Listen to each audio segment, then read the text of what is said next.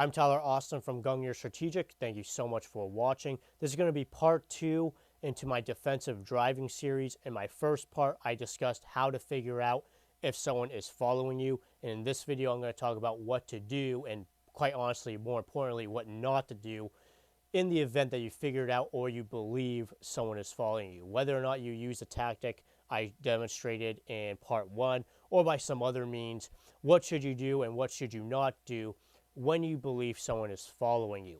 Well, let's start off with what not to do, because quite frankly, that is more important.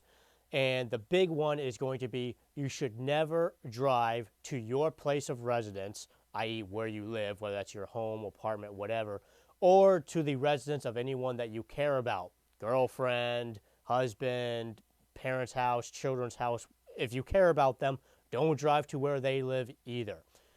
It should be pretty obvious as to why, but if someone is following you, you have to assume that they have some sort of harmful intent towards you. You just have to assume that.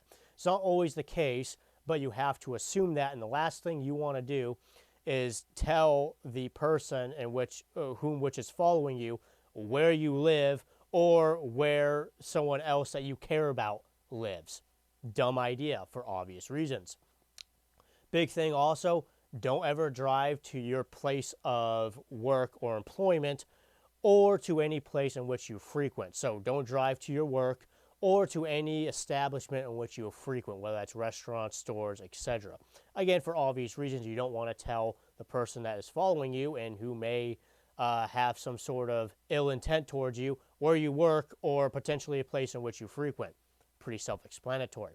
So those are the big don'ts. So now let's just talk about what you should do or where you should go in the event that someone's following you. Well, right off the bat, if someone is following you or you believe someone is following you and you are in immediate threat or fear of danger, or you fear for your life or your health because maybe that person's displaying overtly aggressive driving behaviors towards you, like road rage or something like that, get on the phone to 911 and call them and tell them where you are. Preferably, you get on some sort of main road or easily found road or a very well-known road like Main Street or something like that, and head into an easily describable direction and towards a landmark, a well-known landmark, let's say, in that area. So just for example, I'm heading south on Main Street towards the Walmart,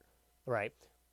Everyone, Main Street and within that town will probably be very recognizable. Everyone will know where that's at, and everyone should know where where that Walmart is in town.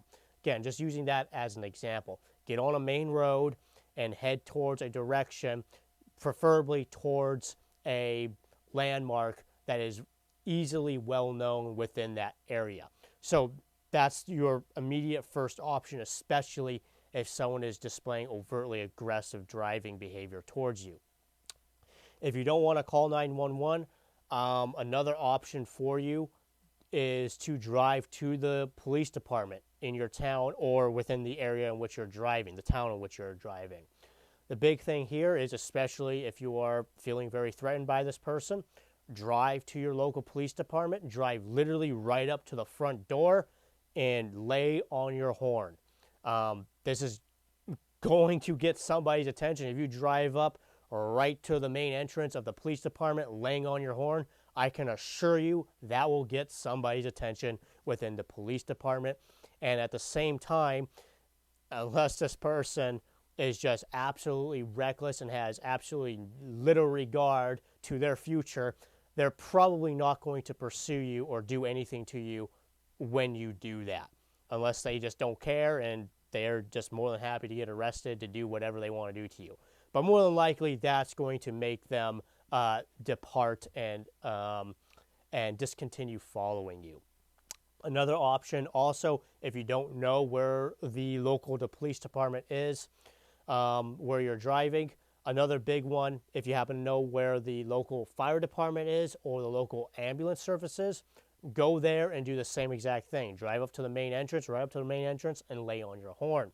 A lot of times, the local fire department and or ambulance service is going to be very closely located to the police department in most towns.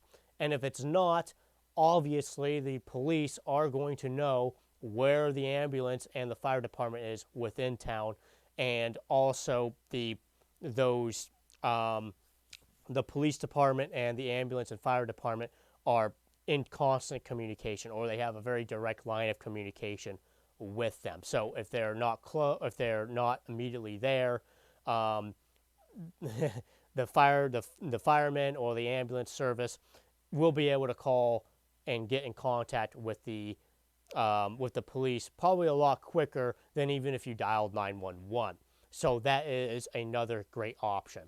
If you don't know where any of those are, and for whatever reason, let's just say you break off a road and you head into like a parking lot or whatever, make sure that it's a heavily populated parking lot, like a large shopping center or something, where there's going to be a lot of people. I generally wouldn't advise breaking off a main road into a parking lot because it makes it a lot easier for you to get interdicted. But if for whatever reason you have to, or you need to, or whatever, make sure it's a heavily populated parking lot. Now, with that being said, obviously there are some type of evasive driving that you can do to potentially break the tail, but that's not the purpose of this video, and that's a whole separate topic of it itself. But those are going to be the big ones right there. Hope you found this video helpful and informative. I'm Tyler Austin from Gung Strategic. Thank you so much for watching.